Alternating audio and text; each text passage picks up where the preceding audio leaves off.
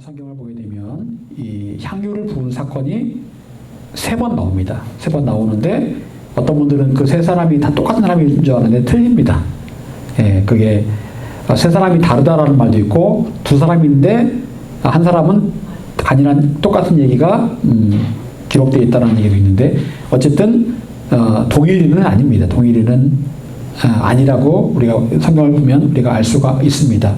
여기는 지금 바리새인 이야기가 나오고 있고 다른 또 성경에 보게 되면 이 문둥병자의 집에 들어갔다는 얘기가 또 나옵니다. 자, 어쨌든요. 예수님께서 한 바리새인의 집에 들어가십니다. 바리새인이 예수님을 초대를 한 겁니다.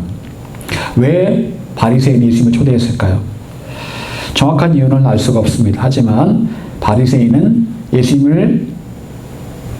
예수님께서 인기를 얻자 예수님을 자신의 집에 초대함으로 예수님의 그 인기에 편승하기를 원한 겁니다. 그렇다고 볼 수가 있는 거예요. 예수님은 내가 이렇게 친한 사람이다라고 그렇게 친분을 과시하기를 원했다라는 겁니다. 그래서 예수님을 초대했다라고 그렇게 오늘 본문을 통해서 그렇게 우리가 추측을 할 수 있게 됩니다. 당시의 바리새인들은 허례허식을 좋아하는 사람들이었습니다. 남들 앞에 나서서 금식하기를 자랑하고 기도하는 척하고 이런 사람들이 바로 바리새인들이었습니다. 남들에게 또 인정받기 원했던 사람들이 바로 이 바리새인들이었는데 그러다 보니까 인기 있던 예수님을 초청해서 그런 어떤 인정받기를 원했던 그런 마음이 그들에게도 있었다고 볼 수가 있습니다. 자, 그런데 이 바리새인 시몬의 집에 가셨을 때 한 여자가 예수님을 찾아옵니다. 그 여자는 그 동네에서 꽤 이름이 알려진 여자였습니다. 왜 이름이 알려졌을까요? 왜냐하면 그 여자는 죄가 많은 여자였기 때문에 죄를 많이 진 여자였습니다. 여러분, 죄를 많이 졌다라고 한다면 어떤 여자를 말하는 걸까요? 성경은 지금 이 여자가 어떤 죄를 졌는지에 대해서 말씀하고 있지 않습니다. 아마도 제가 생각하기에 창녀이지 않았을까라는 생각합니다. 몸을 파는 여자이지 않았을까라는 생각을 합니다. 분명한 사실은 이 여자는 평범한 여자는 아니었다. 사람들은 웬만해서는 그 여자를 가까이 하고 싶어 하지 않았습니다. 죄가 많은 여자이기 때문에 좀 꺼리는 여자였습니다. 그런데 그 여자가 이 바리새인의 집에 들어오니까 사람들이 적잖이 놀랐습니다. 그 여자는 뭔가를 손에 들고 왔습니다. 그것은 향유를 담은 병이었습니다. 향기가 나는 기름. 그 향유는 어떻게 짜는지 아십니까? 제가 알고 있기로는 히말라야에 있는 그 꽃에서 그 기름을 조금씩 모아서 향유를 만든다고 합니다. 그래서 굉장히 그 값이 비싸다고 그렇게 알려져 있습니다. 우리나라 현재 돈으로 따지면 몇 천만 원 가량 되는, 한 병이 몇 천만 원 가량 되는 굉장히 비싼 그런 물건이라고 볼 수가 있습니다. 그 여자가 그걸 들고 온 거예요. 그리고 예수님의 발 앞에 말없이 섭니다. 여자가 갑자기 예수님 앞에 눈물을 흘리기 시작합니다. 펑펑 눈물을 흘립니다. 말없이 눈물을 흘리니까 예수님의 발이 흥건하게 눈물로 적셔지게 되었습니다. 낯선 여자가 갑자기 예수님의 발 앞에서 눈물을 흘린다? 참 당황스럽고 이상한 일입니다. 예수님께서 그 이유를 물으실만 합니다. 또 왜 그러냐라고 물으실만 한데 아무 말씀을 안 하세요.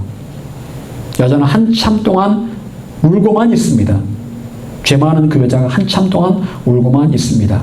그리고 이제 한참을 울던 여자가 무릎을 꿇고 자기의 머리를 풀어헤치고 자기의 머리칼로 예수님의 그 발 위에 떨어진 눈물을 닦습니다.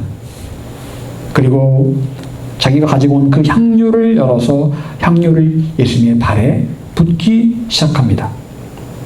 너무나 값비싼 그 향유를 예수님의 발에 부었다라는 거예요. 원래는 한 방울씩 쓰는 그런 향수 개념인데 그걸 그냥 예수님 발에 부어버린 거예요.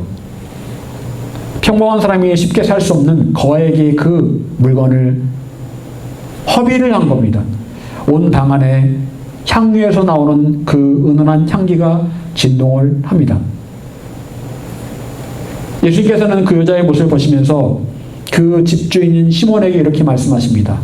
내가 너의 집에 들어올 때 너는 나에게 발 씻을 물도 주지 아니하였으되 이 여자는 눈물로 내 발을 적시고 그 머리털로 닦았으며 너는 내게 입맞추지 아니하였으되 그는 내게 들어올 때 내가 들어올 때부터 내 발에 입맞추기를 그치지 아니하였으며 너는 내 머리에 감람유 올리브유죠. 감람유 그 흔한 감람유도 붓지 아니하였으되 그는 향유를 내 발에 부었느니라. 여러분 시몬은 속으로 예수님께서 그 죄 많은 여자를 알아보지 못한다라고 생각했습니다. 누군지 모르실 거야. 저 여자가 얼마나 죄가 많은지. 하지만 예수님께서는 이미 여자가 죄가 많은 여자라는 것을 다 알고 계셨습니다. 사람들이 손가락질하는 여자라는 사실을 잘 알고 계셨어요. 그러나 예수님께서는 그 여자에게 이렇게 말씀하십니다. 내가 내게 말하노니 그의 많은 죄가 사하였도다. 이는 그의 사랑함이 많음이라. 사함을 받은 일이 적은 자는 적게 사랑하느니라. 예수님께서는 여자의 모든 죄가 사함 받았다라고 말씀하십니다. 여자가 주님 용서해 주세요 라고 말하지도 않았잖아요. 그냥 향유를 부었을 뿐이잖아요. 울면서. 그런데 그의 모든 죄가 다 용서받았다라고 말씀하십니다. 여러분, 바리새인은 이때 어떤 착각을 하고 있었을까요? 그것은 바로 자기는 그 여자와 같은 죄인은 아니다라는 착각. 나는 자기는 죄를 덜 짓고 있고 사람들에게 존경받는 꽤 괜찮은 사람이다라는 착각. 나는 꽤 괜찮은 사람이야. 분명 바리새인은 남들 보기에 그럴듯한 사람이었습니다. 그런데요, 미안하지만 여러분, 바리새인의 그런 생각은 껍데기에 불과했습니다. 껍데기예요, 껍데기. 겉은 그럴듯합니다. 명색은 그럴듯합니다. 하지만 그도 역시 죄인이었습니다. 바리새인도 죄인, 여자도 죄인, 똑같은 죄인이었습니다. 사람들은 착각을 합니다. 큰 죄 따로 있고 작은 죄 따로 있다. 큰 죄는 살인죄, 작은 죄는 도둑질. 큰 죄는 무슨 죄? 사기죄, 작은 죄는 거짓말. 큰 죄, 작은 죄가 따로 있다라고 생각을 합니다. 세상 법에서는 그렇죠. 여러분, 하지만 큰 죄든 작은 죄든 하나님 앞에서는 모두가 다 죄인입니다. 똑같은 다 죄인이에요. 간음하다 잡혀온 한 여자가 있었습니다. 모세 율법에 따르면 그 여자는 돌에 맞아 죽어야 합니다. 돌로 쳐 죽여야 됩니다. 간음하다 잡혀온 그 여자를 향해 사람들은 그 여자를 끌고 온 이유가 뭘까요? 예수님 앞으로 끌고 온 이유가 뭘까요? 예수님을 시험하기 위해서입니다. 돌로 죽이자니 예수님 잔인하다라고 말할 것이고 용서하자니 모세 율법을 어기는 것 같고 그때 예수님께서 뭐라고 말씀하십니까? 죄 없는 자가 먼저 돌로 치라 라고 말씀하십니다. 너희들이 죄가 없으면 저 여자에게 돌을 던져라. 그런데 생각해보니까 아무도 돌을 던질 만한 자격이 없는 거예요.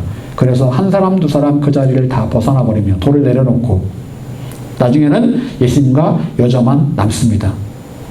여러분, 예수님께서 이 말씀을 통해서 하시고자 하는 게 무엇입니까? 누구도 다른 사람을 정죄할 자격은 없다라는 거예요. 너 죄인이야, 너 잘못했어 라고 말할 자격은 아무도 없다는 겁니다. 왜? 나도 죄인이기 때문에. 그런데 우린 착각을 합니다.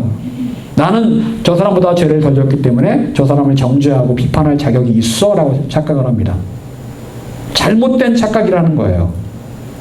여러분, 정죄하고 판단할 자격은 하나님 외에는 그 누구에게도 없습니다.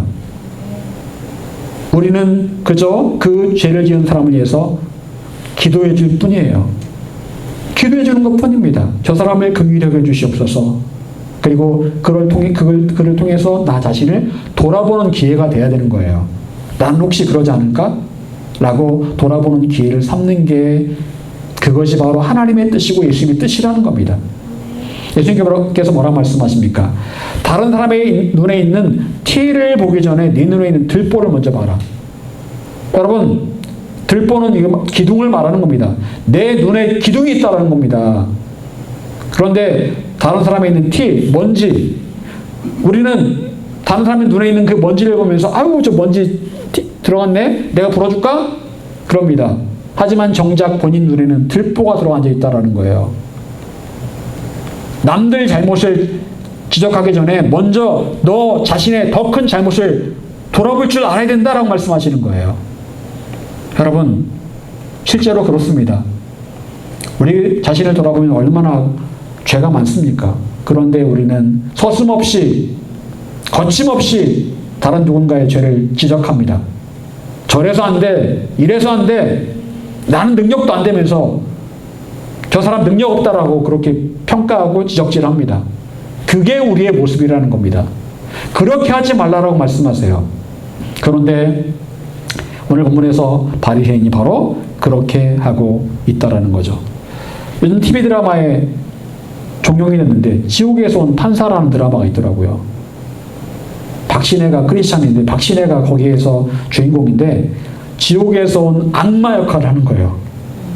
처음에 그래서 박신혜가 왜 저런 역할을 할까? 뭐 지금도 벌써 그 역할이 좋다고 생각은 안 하지만 그 내용이 무슨 내용인지 TV를 보신 분은 아시겠지만 이 악마가 판사로 이제 인간의 몸으로 온 거예요. 와서 판결을 내리는데 어떤 판결을 내리냐면 예를 들어서 죄를 졌습니다. 그런데 판사가 요즘 판결이 어떻게 납니까? 그렇게 쉽게 말하자 한마디로 유전무죄, 무전유죄라는 말을 하죠. 예, 돈이 있으면 풀려나고 돈 없으면 감방에서 오래 싸워야 되는 거예요. 그렇게 말하는 것처럼 그렇게 판결을 하는 겁니다. 당신은 빽이 있으니까 집행유예 4년 이런 식으로 판결을 하는 거예요. 그러니까 막 피해자가 막 난리를 치죠. 억울해 죽겠다고. 그런데 이 박신혜가 그런 판결을 내려놓고 뒤에 가서는 그 사람을 응징을 하는 거예요. 악마의 모습으로 가가지고 응징을 하는 겁니다. 그래서 지옥으로 보내버리는 거예요. 죽여서. 뭐 그런 점은 좀 황당하긴 하지만 한마디로 그런 겁니다. 이 드라마를 보는 사람들은 요즘 법원이 이렇게 판결을 제대로 못하니까 누군가는 여기에 대해서 이런 식으로 결론을 내줘야 된다라고, 판결을 내줘야 된다라고, 정의의 심판을 내려야 된다라고, 이제 그런 식으로 이제 드라마가 이제 결론을 몰고 가는 건데, 여러분, 물론 그 드라마를 보면, 시원하다라고 생각할 수 있습니다. 하지만 결국 정죄하고 판단하는 것은 하나님의 몫입니다. 우리의 몫이 아니에요. 근데 우린 착각을 하고 있다는 거죠. 여러분, 그런데요, 이 여자가 왜 예수님의 발 앞에서 눈물만 흘리고 있었을까요? 그 의미는, 눈물의 의미는 뭘까요? 여러분, 여자는 자기가 지은 죄에 대해서 잘 알고 있었을 겁니다. 몸을 파는 일을 했는지 도대체 무슨 일을 했는지 모르겠지만 어쨌거나 자기의 죄에 대해서 잘 알고 있었을 겁니다. 여러분, 왜 그 여자가 그런 죄를 지으며 살았는지 우리는 알 수 없습니다. 하지만 분명한 사실은 여자는 그런 죄를 지으면서 늘 양심의 가책을 느끼고 살고 있었다. 그리고 언젠가는 내가 새로운 삶을 살아야겠다라는 그런 마음이 있었다라는 거예요. 그러다 예수님을 만나자마자 이제 정말 새로운 삶을 살기로 결단을 하면서 예수님 앞에 서서 자기의 지난 죄 때문에 말없이 울고 있었다는 겁니다. 여러분, 회개의 가장 기본이 뭔지 아십니까? 눈물이에요, 눈물.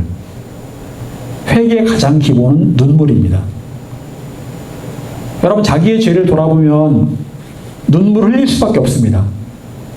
입으로만 회개했다라고 말하는 사람, 사실 그건 회개가 아니에요. 진짜 회개는 반드시 그 안에 눈물이 있어야 됩니다. 여러분, 우린 여자가 가져온 그 향유의 의미에 대해서 깊이 생각해 보아야 합니다. 단지 비싼 향유를 부었다라는 그게 의미가 아니고요. 도대체 그 향유는 어떻게 얻은 것일까요? 힘들게. 향유를 어떻게 얻었을까요? 평생 여자가 죄를 지으면서 모은 돈으로 산 걸 겁니다. 어쩌면 자기 몸을 팔면서 모은 돈으로 산 걸 거예요. 자신의 생명과도 같았던 그런 돈으로 산 자기의 죄지었던 인생의 전부, 죄를 지으면서 벌었던 그 죄의 값의 인생의 전부가 바로 향유였어요. 그렇지 않고는 향유를 살 수가 없습니다. 죄를 지으면서 번 돈이에요. 그 돈이요. 죄 많은 인생값이에요. 여러분, 그런데 그 죄의 값, 인생의 전부였던 향유를 예수님 발에 부어드렸다. 무슨 의미일까요? 이제 인생의 죄의 값을 예수님께 올려드리고 다시는 죄의 노예로 살지 않겠다는 다짐이에요. 그 자체는 바로 진정한 회개의 표현입니다. 여러분, 향유는 한 번 부으면 다시 주워 담을 수 없는 액체입니다. 한 번 붓는 것으로 모든 건 끝나요. 그런데 여자가 향유를 부었다는 것은 이제 과거의 죄와는 완전히 이별하겠다는 의미예요. 완전히 버리겠다는 겁니다. 향유를 다시 주워 담을 수 없듯이 과거의 죄를 반복하지 않겠다는 결연한 다짐이, 여러분, 이게 진짜 회개입니다. 회개는 죄를 반복하지 않는 거예요. 회개는 돌아갈 다리를 끊어버리는 겁니다. 그리고 이제 온전히 예수님만 바라보겠다고 진짜 결심하는 게, 그게 회개예요. 회개는 이런 모습이어야 합니다. 회개는 다시 돌아갈 수 없도록 모든 가능성을 끊는 노력이 반드시 필요합니다. 다리를 끊는 그 노력이 반드시 필요해요. 말로만 회개한다고 진짜 회개가 아닙니다. 진짜 회개는요, 돌아가지 않기 위한 행동이 뒤따라야 돼요. 정말 어려운 일이지만 그런 결단과 행동이 있어야 합니다. 이번 주에 단일기도회 남경필 집사님, 옛날에 경기도지사 했고 국회의원 했던 분입니다. 그 간증에서 전두환 씨의 손자 전우원 형제가 나오더라고요. 몇 년 전 마약을 했다라는 공개적으로 밝혔던 형제인데 이번에 공개적인 자리에서 다시 나와서 2년째 마약을 하지 않고 있다라고 고백을 하고 있었습니다. 왜 이렇게 공개적으로 자기의 결단을 고백을 하고 있는 것일까요? 그것은 곧 다시는 마약을 하지 않겠다라는 스스로에 대한 다짐이고 결심이고, 그리고 공개적으로 말하면 그것이 또한 자기에게 부담이 되기 때문에 이제 정말 그렇게 하지 않겠다라는 결심의 표현입니다. 보면서 정말 옛날의 과거가 중요한 게 아니고 현재 정말 이 청년이 정말 새로워지기를 원하는구나 라는 그런 결심을 제가 볼 수가 있었습니다. 여러분, 우리는 이어서 예수님께서 하신 말씀을 주목해 보아야 합니다. 47절 같이 읽어보겠습니다. 47절. 자, 시작. 이런 후 내가 내게 말하니 그의 많은 죄가 사하여졌도다. 이는 그의 사랑함이 많으니라. 사함을 받은 일이 적은 자는 적게 사랑하느니라. 아멘. 여러분, 굉장히 중요한 말씀이에요. 굉장히 중요한 말씀입니다. 예수님께서는 여자가 많은 죄를 지었음을 알고 계셨고 그 많은 죄가 이제 용서받았다라고 말씀하십니다. 그리고 말씀하신 근거는 무엇입니까? 사랑함이 많기 때문에. 죄도 많았지만 사랑도 많기 때문에 그의 죄가 용서받았다라고 말씀하십니다. 여러분, 여기서 우리는 중요한 사실 한 가지를 알 수가 있습니다. 바로 죄 용서를 받는 것과 예수님을 사랑하는 것에는 깊은 관계가 있다. 죄 용서를 받는 것과 예수님을 사랑하는 것에는 깊은 관계가 있다. 이걸 얘기하는 목사님은 없어요. 근데 제가 이걸 말씀을 묵상하면 묵상할수록 깊은 관계가 있더라고요. 여러분, 물론 우리는 죄를 짓지 않기 위해 노력을 하는 게 중요합니다. 죄 짓지 않기 위해서 피 터지게 싸워야 돼요. 그런데 아이러니하게도 아무리 노력해도 우리는 여전히 시험에 들고 누군가를 미워하고 원수 같은 사람에게 복수하고 싶은 마음이 가득할 때가 있습니다. 이상하게도 또 죄를 져요. 하지만 우리는 그 많은 죄들을 어떻게 다 용서받을 수 있을까요? 물론 우리는 우리 입술로 자백하면서 용서를 받을 수가 있습니다. 스스로 인정하는 거죠. 그 여자는 예수님 발 앞에서 눈물을 흘렸습니다. 눈물을 흘리고 나서 향유를 부었습니다. 행동에는 깊은 회개가 있었습니다. 말로 자백하는 그 이상의 깊은 뉘우침과 결단이 있었어요. 그리고 죄에서 완전히 멀어지기 위해서 너무나 중요한 게 있습니다. 그게 뭔지 아십니까? 죄에서 완전히 정말 멀어지기 위해서 중요한 것. 그것은 바로 하나님을 더욱 사랑하기 위해 노력하는 거예요. 예수님께서 이 말씀하십니다. 더 많이 사랑하면 더 많이 용서받을 수 있다. 여러분, 우리가 죄를 회개하고 나서 동일한 죄를 짓는 이유가 뭘까요? 회개했습니다. 근데 또 동일한 죄를 져요. 여러분, 그 이유는 바로 많은 성도들은 죄 그 자체를 끊는 데에만 집중하기 때문에 그래요. 그 죄 자체에만 집중한다니까요. 이거 내 짓지 말아야지, 내가 하지 말아야지. 여러분, 예를 들어서 마약을 했던 사람들은 마약을 끊기 위해서 마약 끊는 그 일 자체에 집중을 합니다. 저도 들은 얘기인데, 마약을 했던 사람들은요, 마약 끊고 나서도 마약이라는 말만 나와도 똥을 싸고 오줌을 싼답니다. 갑자기 마약이라는 말만 들어도 그렇게 몸이 반응을 한다는 거예요. 그래서 마약 끊는 게 아니라 이걸 참는 거지 끊는 게 아니래요. 그래서 마약을 끊는 센터에도 들어가고 마약을 할 수 없는 그런 환경 가운데 자기 자신을 두려고도 하고 한다는 거예요. 그렇게 마약이 끊어진다고 생각을 합니다. 하지만 끊어지는 게 아니랍니다. 여러분, 그런데 예전에 브라이언 박 목사님도 마약을 했었답니다. 했었는데 마약이 완전히 끊어지게 된 계기가 있었대요.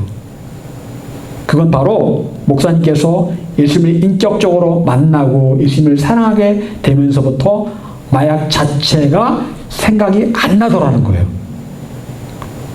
아예 그냥 생각이 안 나더라는 거예요. 내가 옛날 마약을 했었는지도 모를 정도로 생각 자체가 아예 안 나더라는 거예요. 여러분, 베드로는 예수님을 3번이나 모른다고 부인했습니다. 예수님을 욕하고 저주하기까지 했습니다. 차마 예수님의 제자로서 해서는 안 될 그런 죄를 지은 거예요. 그 일로 베드로는 울면서 자기의 죄를 뉘우쳤습니다. 그 일 후에 예수님께서는 베드로와 제자들을 갈릴리 바닷가에서 만나십니다. 그곳에서 예수님께서는 예수님을 3번이나 모른다고 부인했던 베드로에게 동일한 물음을 던지십니다. 어떤 물음이었을까요? 처음에는 네가 나를 이 사람들보다 더 사랑하느냐? 그리고 네가 나를 사랑하느냐? 결국에는 뭐예요? 네가 나를 사랑하느냐? 동일한 물음을 3번 던지십니다. 베드로가 예수님을 몇 번 부인했을까요? 3번 죄를 졌습니다. 3번 부인하면 죄를 졌어요. 그런데 예수님께서 내가 너를 용서한다, 내가 너를 용서한다, 용서한다 말씀하는 게 아니고 그 말씀하지 않으시고 네가 나를 사랑하느냐? 네가 나를 사랑하느냐? 네가 나를 사랑하느냐? 라고 부르십니다. 여러분, 좀 뜬금없죠? 앞뒤가 안 맞는 것 같죠? 왜 많고 많은 물음 가운데 왜 이 물음을 던지신 걸까요? 왜 네가 나를 사랑하느냐? 라고 물으신 걸까요? 그 물음에 베드로는 대답합니다. 주님, 내가 주님을 사랑하는 줄 주께서 아십니다. 내가 주님을 사랑하는 줄 주께서 아십니다. 내가 주님을 사랑하는 줄 주께서 아십니다. 그때 예수님께서는 그때마다 내 양을 먹이라. 내 양을 먹이라. 내 양을 먹이라. 여러분, 내 양을 먹인다는 것은 다른 말로 사명을 말하는 겁니다. 내가 너에게 사명을 주겠다.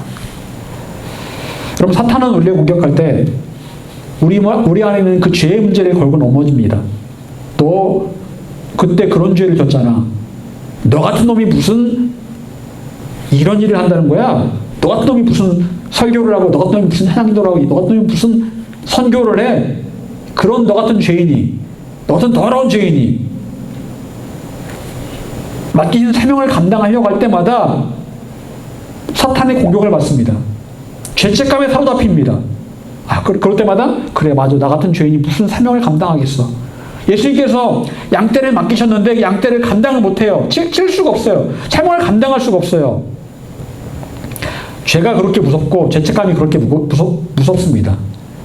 여러분 베드로가 나중에 예수님의 맡기신 사명을 감당할 때 그런 마음 안 들겠습니까? 내가 예수님을 모른다고 부인하고 예수님을 욕했던 사람이 내가 무슨 예수 믿으라고 내가 무슨 말도 안 되지. 사탄의 그런 공격을 안 받겠습니까? 죄책감 때문에 베드로는 아마 힘들었을 겁니다. 못할 거예요. 사명 감당 못할 겁니다. 그런데 예수님께서 베드로에게 네가 나를 사랑하느냐라고 물어보시고 베드로가 그 물음에 사랑합니다라고 고백했을 때 베드로 안에 있던 모든 죄책감을 완전히 도말하십니다. 사랑으로 모든 죄책감을 도말하세요. 여러분 놀라운 역사입니다. 하나님을 향한 사랑이요 우리 안에 있는 죄의 모든 찌꺼기를 완전히 도말해버렸다니까요. 여러분 예수님에 대한 깊은 사랑이 죄의 굴레에서 완전히 벗어나게 하는 길이었던 거예요. 그래서 예수님께서는 베드로가 예수님 모른다고 부인했던 3번의 죄에 대해서 3번의 내가 나를 사랑하느냐라고 물어보심으로 사랑으로 죄책감을 사라지게 한 겁니다. 죄의 권세를 물리쳐버린 거예요. 그것은 놀랍고도 깊은 예수님의 방법이었고 베드로를 향한 뜨거운 사랑의 배려였습니다. 여러분 우리 누구나 죄를 지을 수 있습니다. 죄를 짓지 않는 사람은 아무도 없습니다. 그리고 우리는 많은 경우 죄책감 때문에 발목이 잡히고는 합니다. 내가 감당할 사명이 있지만 죄책감 때문에 감당하지 못할 때가 얼마나 많은지 몰라요. 하지만 더 이상 죄책감에 사로잡히지 않고 이제 완전히 새로운 길을 가기 위해 필요한 방법이 있습니다. 그것은 바로 하나님을, 예수님을, 성령님을 더 많이 사랑하는 거예요. 우리가 하나님을 더 많이 사랑할수록 우리 안에서 죄는 멀어지게 되고 죄책감은 사라지게 됩니다. 베드로전서 4장 8절 무엇보다 뜨겁게 서로 사랑할지니 사랑은 허다한 죄를 덮느니라. 물론 성도 간에 해당되는 말이기도 합니다. 하지만 동시에 하나님과 우리 사이에 해당되는 말이기도 합니다. 서로 사랑, 하나님께 우리를 사랑하시죠? 또한 우리도 서로 하나님을 사랑합니다. 여러분 우리가 하나님을 뜨겁게 사랑하게 된다면 그 뜨거운 사랑은 하나님의 마음을 아프게 했던 모든 죄에서 우리를 자유하게 할 것이다 라고 말씀하고 있어요. 베드로전서는 베드로가 기록한 성경입니다. 고백한 성경이에요. 베드로는 이 말씀을 통해서 자기가 예수님을 부인했던 죄를 짓고 나서 하나님을 더욱 뜨겁게 사랑하게 되었고 더 이상 이제 죄책감에 사로잡히지 않게 되었다고 고백하고 있는 거예요. 그래서 우리도 하나님을 더욱 뜨겁게 사랑함으로 모든 죄의 굴레에서 벗어나 자유를 누리라고 권면을 하고 있는 겁니다. 사랑하는 여러분, 하나님을 정말 뜨겁게 사랑하시기를 바랍니다. 하나님을 사랑하면 사랑할수록 우린 죄로부터 멀어집니다. 죄로부터 멀어집니다. 죄가 더 이상 우리를 유혹할 수도 없고 흔들 수도 없어요. 하나님을 사랑하면 사랑할수록 죄가 우리에게서 멀어진다니까요. 설령 죄를 짓더라도 죄책감에서 속히 벗어나 하나님의 영광을 위해서 일할 수 있게 됩니다.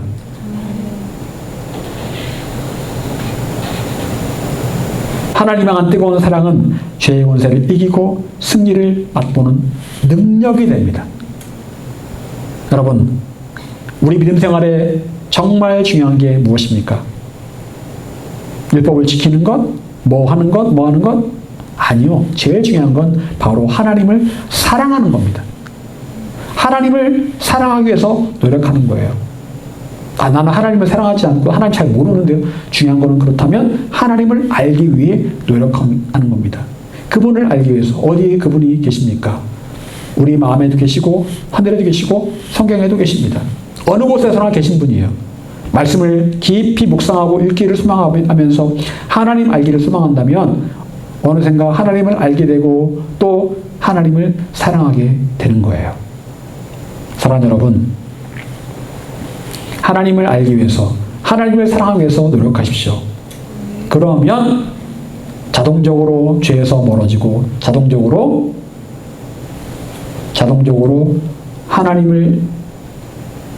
하나님이 주신 그 사명의 길을 온전하게 달려갈 수 있게 될 것입니다. 바라기는 하나님을 더 많이 뜨겁게 사랑함으로 늘 죄의 권세에서 자유를 누리고 승리하는 여러분 모두가 될 수 있기를 간절히 축원합니다. 기도하겠습니다.